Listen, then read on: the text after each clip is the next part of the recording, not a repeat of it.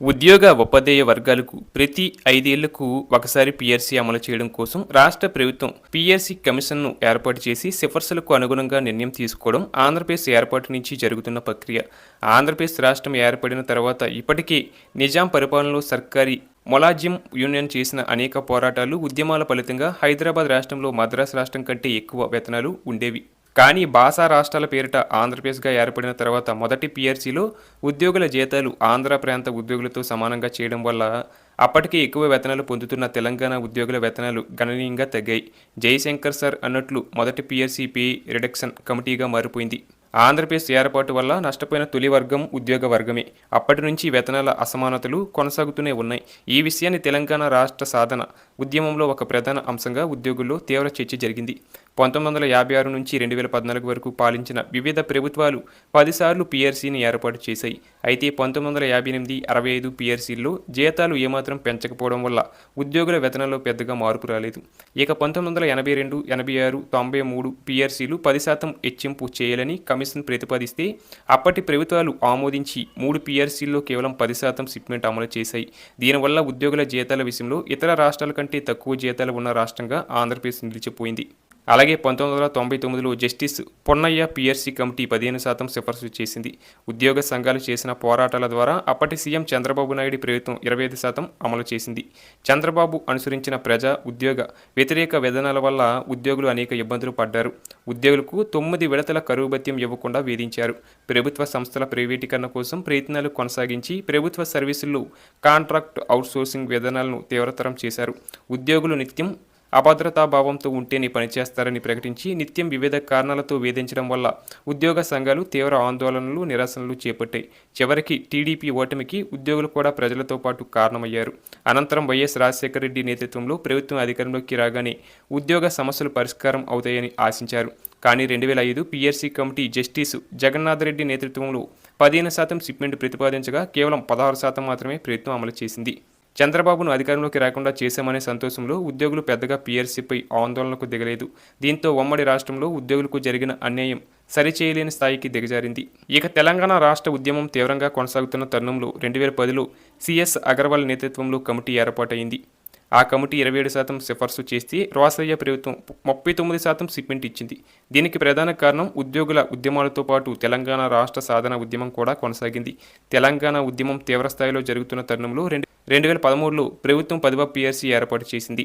తెలంగాణ రాష్ట్ర ఉద్యమం వల్ల రాజకీయ అనిశ్చితి వాతావరణం ఏర్పడింది. దీనివల్ల 29% షిప్మెంట్ ప్రతిపాదిస్తూ కమిషన్ తన నివేదికను గవర్నర్కు సమర్పించింది. అలాగే తెలంగాణ ప్రత్యేక రాష్ట్రం ఏర్పాటు తర్వాత పీఆర్సీ కోసం ఉద్యోగులు ఆందోళనలు చేయడం, ప్రభుత్వంతో దీర్ఘకాలిక చర్చలు జరపడం వంటి వాటిని నిలిపివేయాలని కేసీఆర్ ప్రభుత్వం నిర్ణయం తీసుకోవడం చరిత్రలో నిలిచిపోయింది. గతంలో ఎన్నడూ లేని విధంగా ప్రభుత్వానికి అందిన పీఆర్సీ నివేదికను టీఎన్జీఓ అధ్యక్షుడిగా ఉన్న నాతో పాటు ఇతర ఉద్యోగ మిత్రులకు అందించి ప్రభుత్వం ఎలా స్పందించాలో మీరే చెప్పాలి, ప్రభుత్వం మీది, తెలంగాణ రాష్ట్ర ఏర్పాటులో మీ పాత్ర కీలకం అంటూ కేసీఆర్ చెప్పడం మా అందరికీ గర్వకారణం. ఉద్యోగ సంఘాల జాక్ చర్చించి 42% ఇవ్వాలని కేసీఆర్కి చెప్పిన వెంటనే ఎలాంటి చర్చలు జరపకుండా అధికారులతో రివ్యూ చేయకుండానే 43% షిప్మెంట్ ఇవ్వాలని నిర్ణయం తీసుకున్నారు. ఉద్యోగుల ఆకాంక్షలను దృష్టిలో ఉంచుకొని వారు అడిగిన 42% కంటే ఎక్కువ 43% ఇవ్వడం వల్ల జీతాలు రెట్టింపయ్యాయి. తొలిసారి అసంతృప్తి లేని తెలంగాణ పీఆర్సీగా రాష్ట్ర చరిత్రలో నిలిచిపోయింది. ఇక 2వ పీఆర్సీ అమలుకు కేసీఆర్ ప్రభుత్వం సకాలంలో బిస్వాల్ కమిషన్ను ఏర్పాటు చేసింది. కమిషన్ 7.50% షిప్మెంట్ ప్రతిపాదన చేయడంతో 30% షిప్మెంట్ ఇవ్వాలని ప్రభుత్వం నిర్ణయం తీసుకుంది. ఆ సమయంలో ప్రపంచవ్యాప్తంగా కరోనా మహమ్మారి కారణంగా ఆర్థిక వ్యవస్థ పూర్తిగా దెబ్బతిన్న పరిస్థితి నెలకొంది. అయినప్పటికీ రాష్ట్ర ఉద్యోగుల పరిస్థితి అర్థం చేసుకుని పీఆర్సీ రికమెండ్ చేసిన షిప్మెంట్ కంటే 4 రెట్లు షిప్మెంట్ ఇవ్వడం ద్వారా ఉద్యోగ, ఉపాధ్యాయుల జీతాలు పెరిగాయి. తెలంగాణ ఉద్యమ నేపథ్యంలో 39%, తెలంగాణ రాష్ట్రం ఏర్పడిన తర్వాత కేసీఆర్ సర్కార్ ఇచ్చిన 2 పీఆర్సీలు కలిపి 73% షిప్మెంట్ ఇవ్వడం వల్ల దేశంలోనే మెరుగైన వేతనాలు పొందుతున్న రాష్ట్రాల్లో తెలంగాణ నిలిచింది. 3వ పీఆర్సీ కోసం కేసీఆర్ ప్రభుత్వం 2023 జూలైలో శివశంకర్ నేతృత్వంలో కమిషన్ను వేయడమే కాకుండా తొలిసారిగా పీఆర్సీ ఉత్తర్వులతో పాటు 5% మధ్యంతర వృత్తి ప్రకటించింది. అదే ఏడాది అక్టోబర్లో జరిగిన అసెంబ్లీ ఎన్నికల ప్రచారంలో భాగంగా కాంగ్రెస్ అధికారంలోకి రాగానే 6 నెలల్లోపు పీఆర్సీ ఇస్తామని హామీ ఇచ్చింది. కానీ 2.5 ఏళ్లు గడుస్తున్నా పీఆర్సీ అమలు ముందుకు సాగలేదు. కానీ పీఆర్సీ కమిటీ 3 ఏళ్లు గడిచినా నివేదిక ఇవ్వలేదని ముఖ్యమంత్రి అసెంబ్లీలో ప్రకటించడం విడ్డూరం. 5 ఏండ్ల కాలానికి అమలు కావాల్సిన పీఆర్సీ తయారు చేయడానికి 5 ఏండ్లు పడుతుందా అని ఉద్యోగులు ప్రశ్నిస్తున్నారు. పీఆర్సీ వెంటనే అమలు చేయాలని అసెంబ్లీలో కేటీఆర్, హరీష్ రావు డిమాండ్ చేస్తే మరుసటి అంటే సెప్టెంబరు 2026 వరకు గడువు పొడిగించడం ఉద్యోగుల పట్ల ప్రభుత్వ వైఖరి తెలియజేసింది. ఇక ఉద్యోగుల 5 విడతల కరువు భత్యం పెండింగ్లో ఉన్నాయి. రిటైర్డ్ ఉద్యోగులకు రావాల్సిన బకాయిలు నిలిపివేయడం వల్ల ఇప్పటికీ 86 మంది మరణించడం బాధాకరం.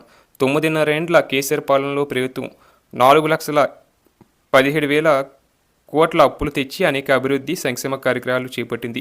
ఉద్యోగులకు మెరుగైన జీతాలు ఇచ్చింది. కానీ కాంగ్రెస్ ప్రభుత్వం 2.5 ఏండ్లలో 3,44,000 కోట్లు అప్పు చేసింది. ఒక్క సంక్షేమ పథకము లేదు, అభివృద్ధి జాడా లేదు, ఉద్యోగులకు ఏమీ ఇవ్వలేదు. పైగా మీకు పీఆర్సీ ఇవ్వాలంటే ఏ సంక్షేమ పథకం ఆపాలో చెప్పండి అని సీఎం బెదిరిస్తూ కాలం గడుపుతున్నారు. ఉద్యోగులు 2.5 ఏండ్లుగా ఎదురు చూస్తున్న ప్రభుత్వ స్పందన లేకపోవడం వారిలో తీవ్ర ఆందోళన నెలకొంది.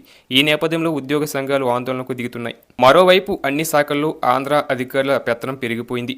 నీటిపారుదల, విద్యుత్, ఎక్సైజ్ శాఖలో జరిగిన పరిణామాలు పరాకాష్ఠకు చేరుకున్నాయి. జీతం కోసమే కాకుండా తెలంగాణ అస్తిత్వం కోసం ఆంధ్ర పెత్తనం అంతా కోసం పోరాడాల్సిన పరిస్థితులు ఏర్పడ్డాయి. ప్రభుత్వం వెంటనే ఉద్యోగ సంఘాలతో చర్చలు జరిపి వారి సమస్యలు పరిష్కరించాలి. లేకపోతే పరిపాలన స్తంభించడం ఖాయం.